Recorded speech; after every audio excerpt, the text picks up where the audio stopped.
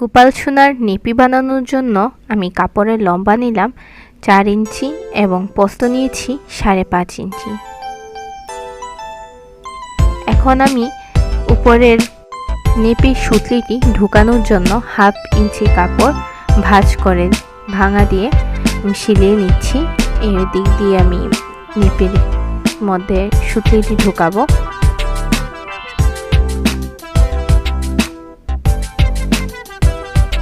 তারপর আমি সিলি দিয়ে নেব।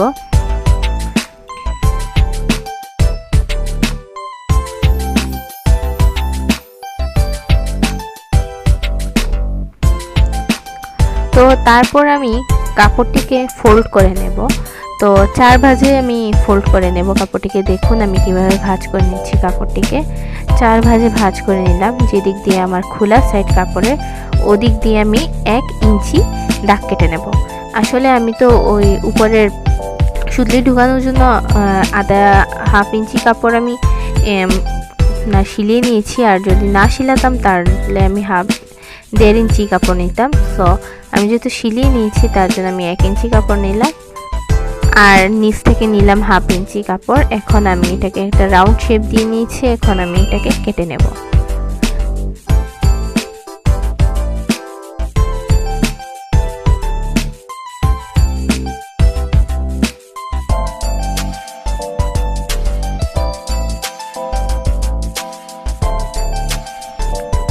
তারপর আমি এইগুলাকে সিলিয়ে নেব। একটা ভাঙা দিয়ে সিলিয়ে নেব, কারণ কিন্তু দুইটা ভাঙা দেওয়া সম্ভব না। তার জন্য আমি এখানে একটা ভাঙা দিয়ে সিলিয়ে নেব, যেন গোপালের কোনো অসুবিধা না হয়, কাপড়টা থেকে যেন সুতা না ওঠে। তার জন্য আমি একটা ভাঙা দিয়ে সিলিয়ে নেব।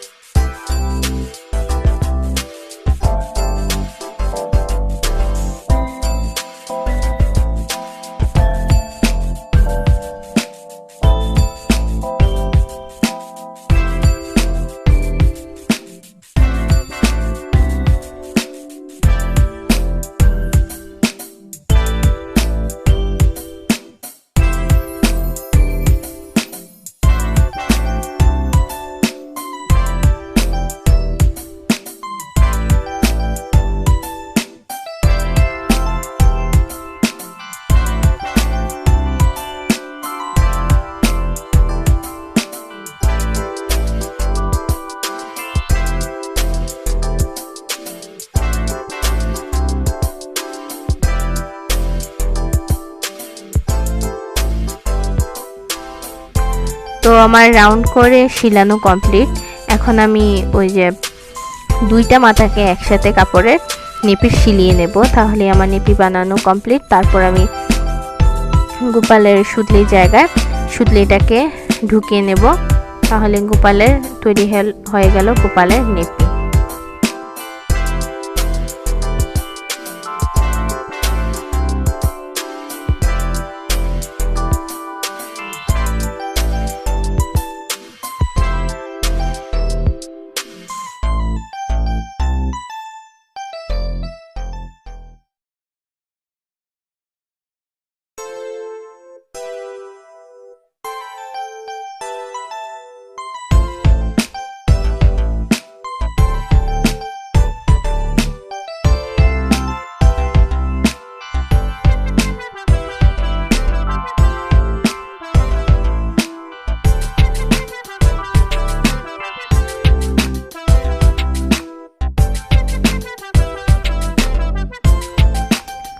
তো তৈরি হয়ে গেল আমাদের আদরের প্রিয় লাড্ডু গোপাল সোনার জন্য নেপি।